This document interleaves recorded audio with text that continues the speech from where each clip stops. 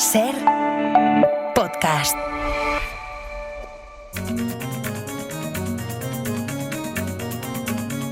Hoy por Hoy Magazine.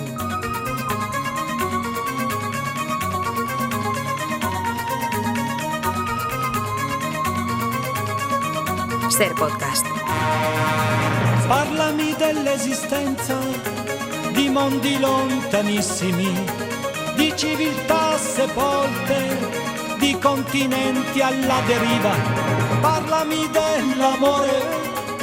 Quiero que me respondáis, Jaime García Cantero y Nuño Domínguez, buenos días. Muy buenos días. Como ministros de Ciencia y Tecnología y muy coordinados. A la orden. La verdad es que estáis sincronizados, como los generadores de electricidad. Pero quiero que me respondáis con la mano en el corazón a dos preguntas. ¿Teníais transistor a pilas en casa, sí o no? Sí. Vale. Y la segunda, ¿a cuánto estabais de batería? Porque este dato la gente dice, yo recuerdo la hora. No.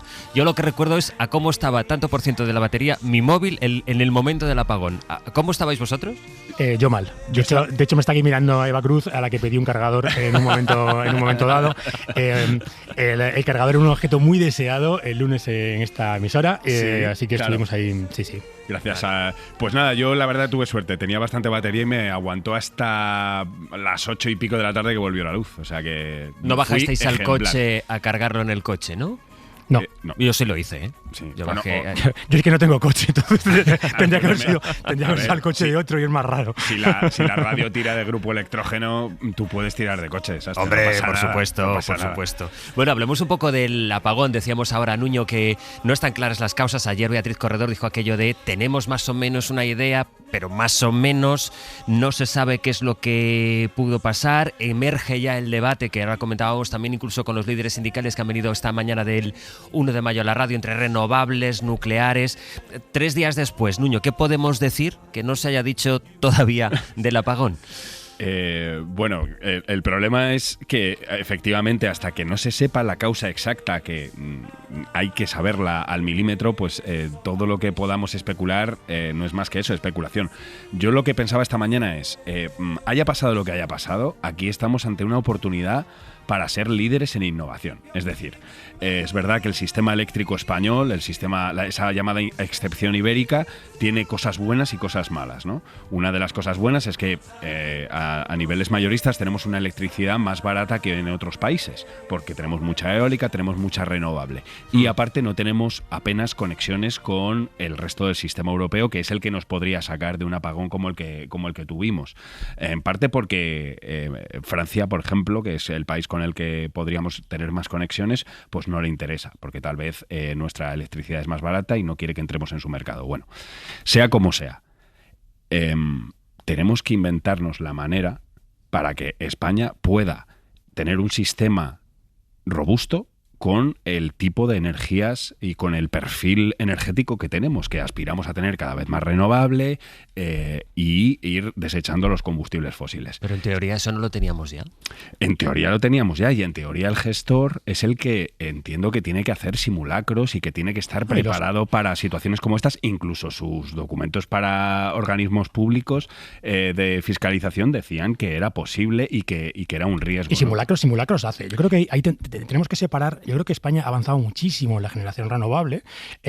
Por eso cuando decías este debate en torno a renovables, es un debate bastante estúpido, ¿no? O sea, podemos tener energía... Es que esto ya está determinado por la política energética de Europa. Podemos tener tenemos que energía ir a más barata renovables. y limpia. Podemos tener energía baratísima y limpia. ¿Por qué no tenerla? Lo que sí que es evidente es que tenemos que también transformar nuestra red, tenemos que transformar nuestras infraestructuras para que esta maravilla que tenemos, este maná que nos ha caído, que es tener energía casi gratis y limpia, podamos utilizarla de la manera adecuada. Y la red, la generación ha avanzado muchísimo, la red no ha avanzado tanto. Y sea o no sea este el problema, como dice Nuño, hay que poner el foco ahí y pensar en esa transformación pendiente. Eso es, y capacidad de almacenamiento, porque actualmente tiramos mucha energía. Es decir, a veces generamos más energía de la que podemos consumir y esa energía hay que tirarla. hay que almacenarla de alguna forma. Por ahora solo tenemos las clásicas baterías de litio, etcétera, pero es posible hacer otros almacenamientos energéticos. Esto ya lo dijo Elon Musk hay X. Hay países de la Unión Europea que invierten muchísimo más que nosotros en investigación sobre nuevos materiales para almacenamiento energético, nuevas formas de energía. Es decir, aquí hay una oportunidad y si ahora, por ejemplo, hay que hacer un esfuerzo o vamos a tener que hacer un esfuerzo en aumentar el presupuesto de defensa, hombre, la red eléctrica de un país puede considerarse como un componente estratégico de la seguridad de un país, ¿no? Es decir, ¿es posible que fondos de defensa pudieran ir a mejorar la resiliencia de nuestra red eléctrica? Por ejemplo. Claro, pero ¿por dónde empiezas si estás tardando 3 días? Que no digo que tenga que ser una respuesta inmediata, pero si no sabemos lo que ha ocurrido. Bueno, tienes sospechas, pero claro, sí, pero no sabemos exactamente qué es lo que ha ocurrido. Yo creo que ya empieza a ser demasiado tarde como para... Porque, bueno, estamos hablando de que fueron unos cuantos segundos, etcétera, pero bueno, si esto es un sistema tan fiable, debería estar identificada ya la estación o la instalación que falló y por qué, sobre todo, ¿no? Esto que decías, Jaime, que apuntabas ahora, Elon Musk ya dijo de las baterías. ¿Qué es lo que dijo? ¿Baterías para que se estabilizara la red? Que hacía falta baterías, sí. A ver, es verdad que Tesla, que como sabemos es su empresa, vende baterías. Vaya por Dios. Todo el mundo sabe que el que vende martillos en todas partes ve clavos, pero en esto estamos todos de acuerdo. Aunque hacen falta baterías, estamos todos de acuerdo. De hecho, el Plan Nacional Integrado de Energía y Clima dice que en el año 2030 tenemos que tener 25 gigavatios de potencia instalada y estamos infinitamente lejos de eso. Es decir, aquí todos estamos de acuerdo con Elon. Hacen falta baterías. Lo que pasa es que las baterías son una parte solamente de esta solución que buscamos. Hay una parte de la que estamos hablando menos, ¿no? Que son esos sistemas, que son sistemas software, que es alta tecnología que además está muy desarrollada en España. Tenemos los mejores ingenieros eléctricos del mundo, que es el que hace, vamos a decir, ese enlace entre las baterías y el sistema. Son las que deciden en qué momento, como en esos 5 segundos fatídicos, tienen que entrar las baterías. Estos sistemas, que se llaman PCS, necesitan ser definidos, tener unas reglas muy claras, y en España esas reglas ni siquiera están muy claras. Digo, siendo pioneros en esa tecnología. Es decir, tenemos todos los ingredientes para tener la mejor red del mundo. Porque tenemos energía limpia y barata, porque tenemos ingenieros buenísimos y porque tenemos tecnología disponible. Entonces lo que hay que hacer es poner recursos y ponerse manos a la obra. También hay que decir, como contestación a Musk, que no habría habido instalación de baterías suficiente como para suplir un 60% de toda la electricidad que desapareció en unos segundos, ¿no? Entonces, sí, las baterías son importantísimas. De hecho, otros países con menos...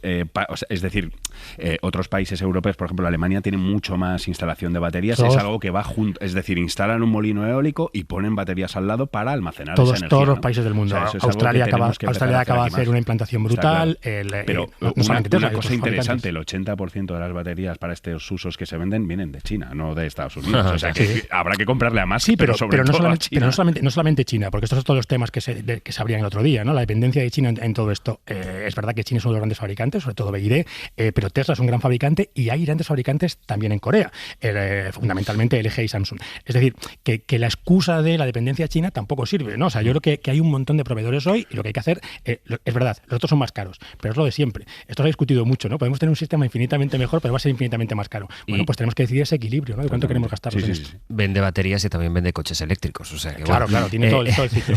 Se habló mucho, ya sea red eléctrica lo ha descartado, el gobierno mantiene abiertas todas las hipótesis, la opción del sabotaje, Jaime, del ciberataque. Bueno, ya veremos en lo que acaba la investigación cuando lo tengamos sobre la mesa, pero sí es verdad que si se habló al principio, se contemplaba esta posibilidad, es porque se han visto ciberataques con mayor o menor resolución, pero que esto ha sido una realidad. El ciberataque es una hipótesis verosímil. Esto es importante decirlo, ¿no? Es posible que haya sido un ciberataque. Lo que pasa es que es verdad que es cada vez menos probable y que casi ningún experto justifica esto con un ciberataque.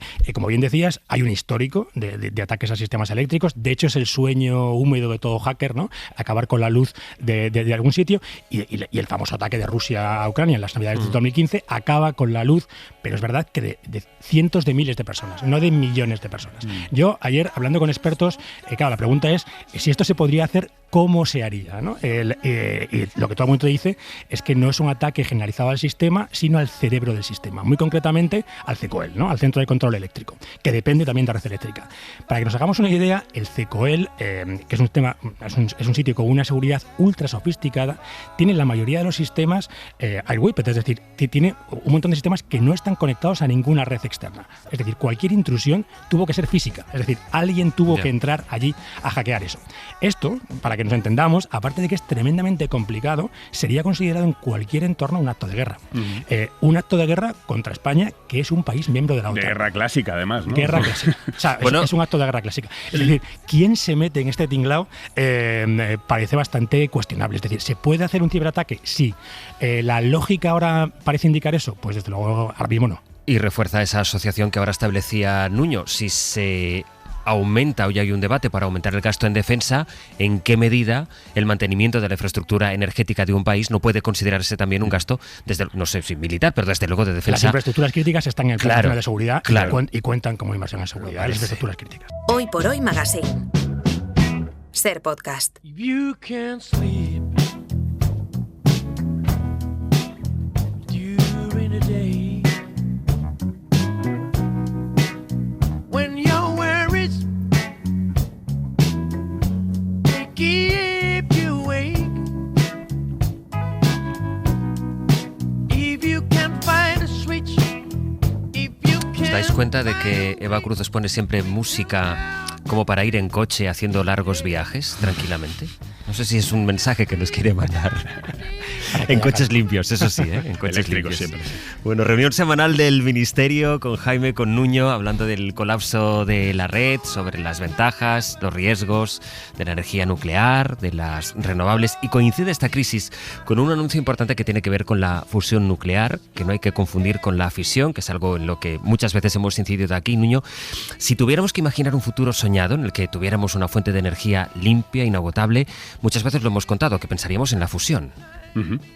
La fusión nuclear, que es lo que sucede en las estrellas, en estrellas como el Sol, ¿no? La unión de átomos, en este caso de hidrógeno, genera pues una fuente de energía inagotable y bastante limpia, aunque bueno, eso... Limpia del todo no existe, ¿no? Limpia del todo no existe. Esto lo hemos hablado alguna vez. Va a haber que utilizar materiales también estratégicos y en el fondo, pues al final hay cierto componente de radiación dentro de estos reactores de fusión que, bueno, son problemas que habrá que solucionar, pero desde luego es la gran promesa, ¿no? Y siempre hacemos aquí el chiste, la energía de fusión es la energía del futuro y siempre lo será, porque llevamos muchas décadas intentando conseguirla y todavía no lo tenemos. Pero bueno, como dices, ha habido una noticia muy importante, que es que el imán más grande del mundo ya está instalado en el mayor reactor de fusión nuclear experimental del mundo, que está en el sur de Francia, en Cadarache. Es el ITER. El ITER, eso es. Es un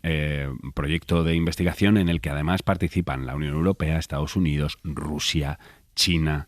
Es decir, es como una de las pocas cosas que se ha mantenido después de la guerra de Ucrania, después de todos los problemas geopolíticos que hay. Tremendo esto, es decir, Estados Unidos, Rusia, Europa y China están juntos en algo. ¿Qué es esto? Eso es, bueno, pues esto es, claro, es que es una energía que no es la del futuro próximo, pero sí es la del futuro a medio plazo, ¿no?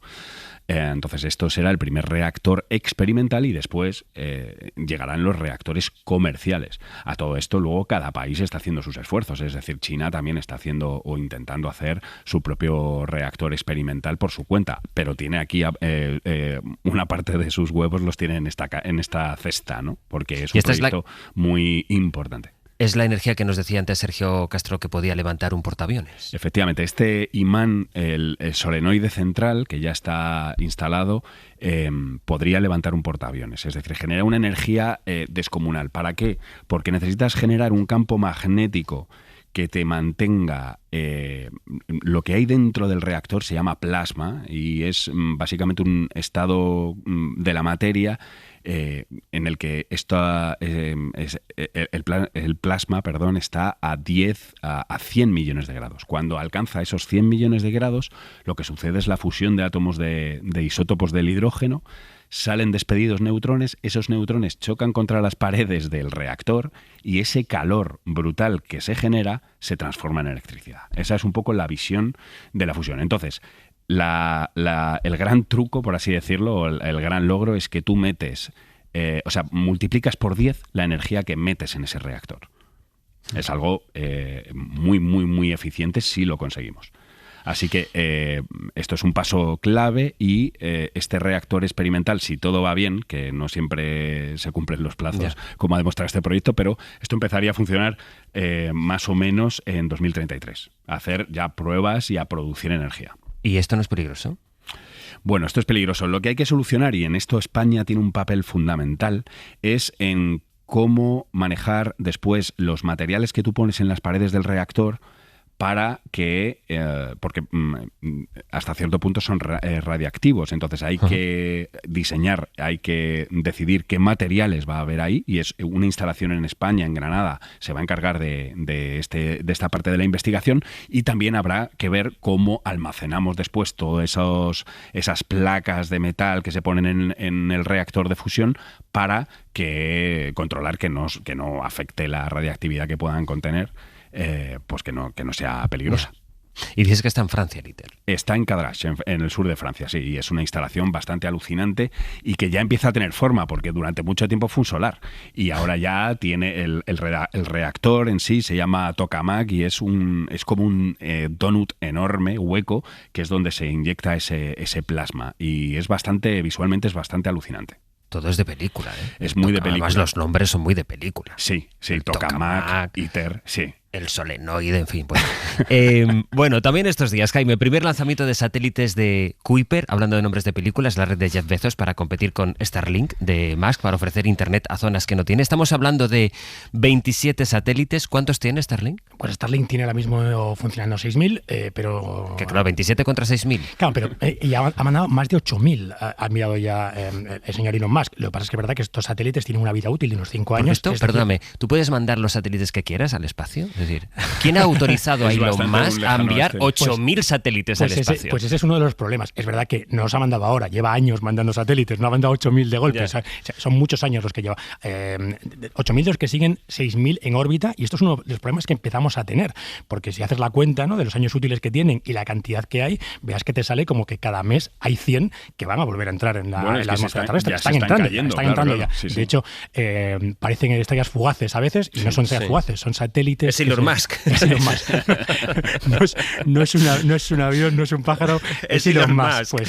Pues esto va por ahí. Entonces, la diferencia es todavía muchísima, pero bueno, esto es un proceso. Es importante recalcar que a veces no lo contamos lo suficiente, que para Elon Musk, Starlink y su tropa de satélites es un negocio ingente. Es lo que está salvando SpaceX. Hoy más de la mitad del negocio de SpaceX viene de este negocio que era colateral, ¿no? Él, ya que tenía cohetes, pues pensó que ya que iba con los cohetes, que ponía satélites, y hoy se ha convertido en un negocio enorme, y como hemos contado aquí también, en un factor de influencia política absolutamente brutal, porque todo el mundo sabe que la guerra de Ucrania hoy se juega en Starlink, ¿no? Y que si el señor Elon Musk decide apagarle los satélites a las tropas ucranianas, pues hay poquísimo, o si no nada que hacer en esa guerra. Así que ahora un nuevo competidor, que es Jeff Bezos, que sabemos que quiere competir con todo con el señor Elon Musk. Llevan años empeñados en ver quién tiene el cohete más grande, y ahora también, pues ya no solamente quién se tiene el cohete más grande, sino quién tiene más satélites. De momento, muchísimos más Elon Musk.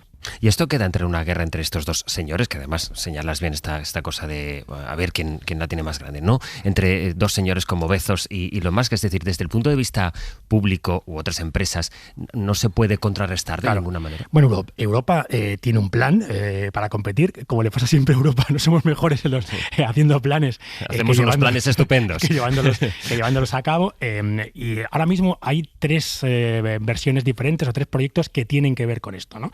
Por un lado están las comunicaciones entre gobiernos de la Unión Europea, que tienen un proyecto muy ambicioso para hacer la vía satélite. Esto está funcionando ya, pero esto está muy bien para comunicarse entre gobiernos y para cosas muy básicas. Desde luego no vale para el campo de batalla, no compite ahí. Ahí tendría que ser uno de los 2 proyectos abiertos hoy. Uno lo lidera Eutelsat, que se quedó con una red británica que se llama OneWeb y tiene una flota bastante importante de satélites. El problema que tienen es que están más altos que los de Starlink y entonces ahí la latencia, es decir, el tiempo que tardas en comunicar con ellos es mayor. Entonces no valen para todo.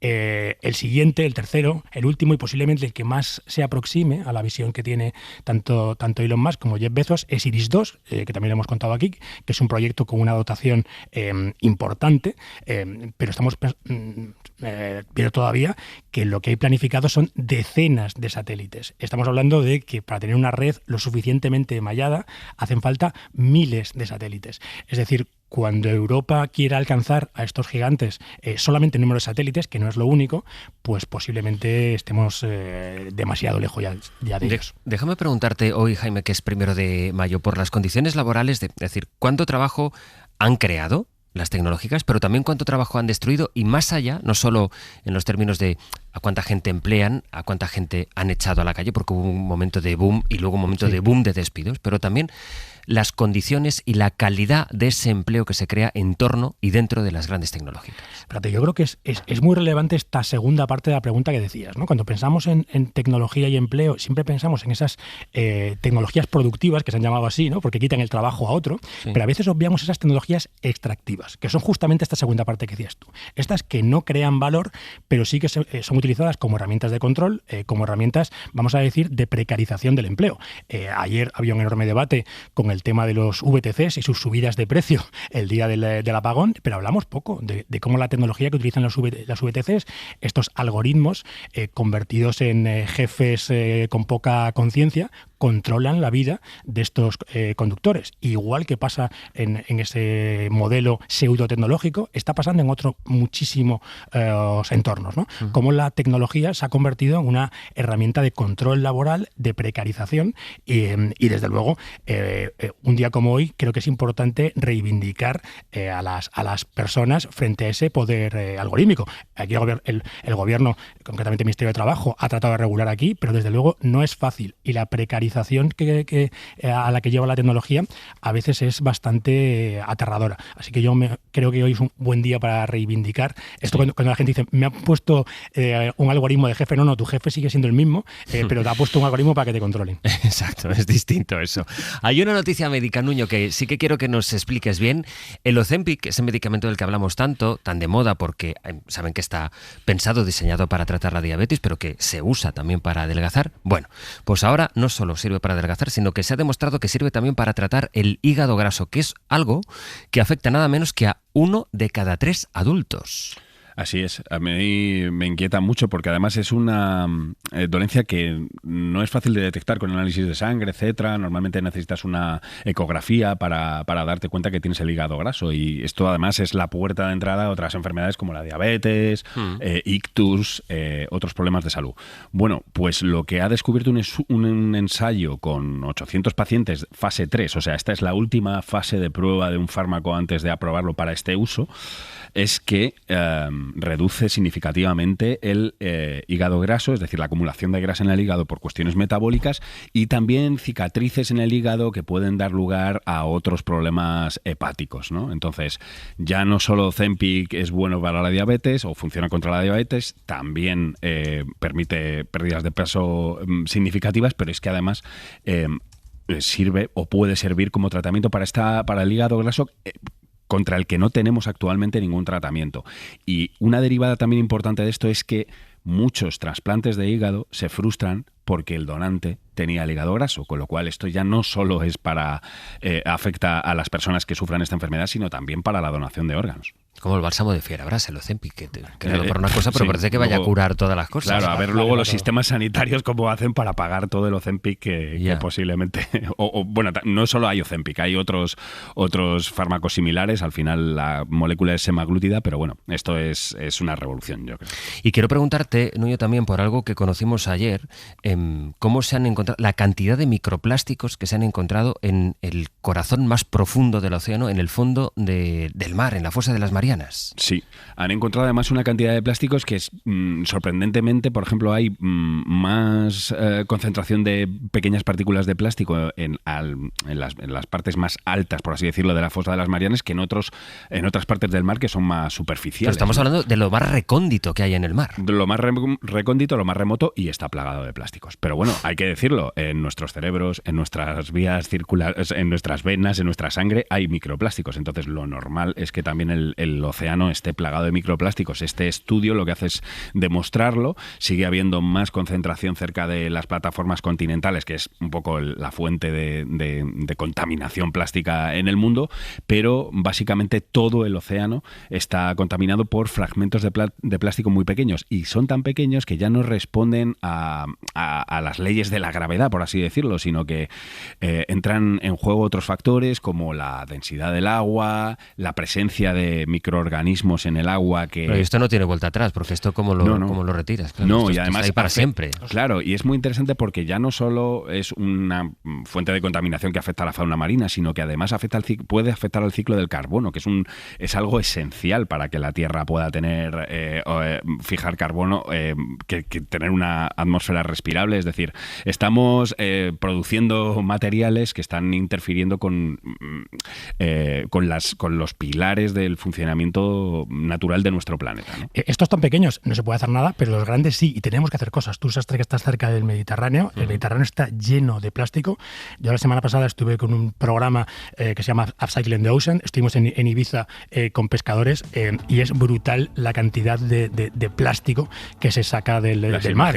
Y cuando ves la pesca de arrastre, este es un proyecto de la Fundación EcoAlf, y llevan 10 años sacando toneladas de plástico del Mediterráneo. Es absolutamente brutal. Y creo que concienciar también a los pescadores de que es parte también de su labor, y lo están haciendo, ¿no? Que una vez que sacas este tipo de basura, no la vuelvas a tirar, sino que la lleves a un sitio donde pueda ser reciclada, creo que es fundamental. O sea, que hay cosas que podemos hacer con los microplásticos, no, pero con los macroplásticos sí. Sí, el problema es que mientras sigamos produciendo tanto plástico, es muy difícil de atajar, pero bueno. No parece que vaya a cambiar mucho la cosa, pero es increíble eso, cuando te imaginas en el mar, incluso cuanto más cristalina está el agua, que piensas que pura, que limpia está el agua, pensar que la cantidad de microplásticos... Es una sopita de plástico. Claro, que puede haber ahí, si incluso en el lugar más profundo del planeta, pues ha aparecido tal cantidad de microplásticos. En fin, ministros, que ha sido un gusto, como cada jueves, compartir un ratito de radio con vosotros. Os honra mucho haber venido a trabajar el día del trabajo, he de deciros. No esperaba menos, por otra parte, pero en fin, que tengáis un buen puente si es que lo tenéis. Un abrazo, chicos. Igualmente, un abrazo. Para no perderte ningún episodio, síguenos en la aplicación o la web de la SER, Podium Podcast o tu plataforma de audio favorita.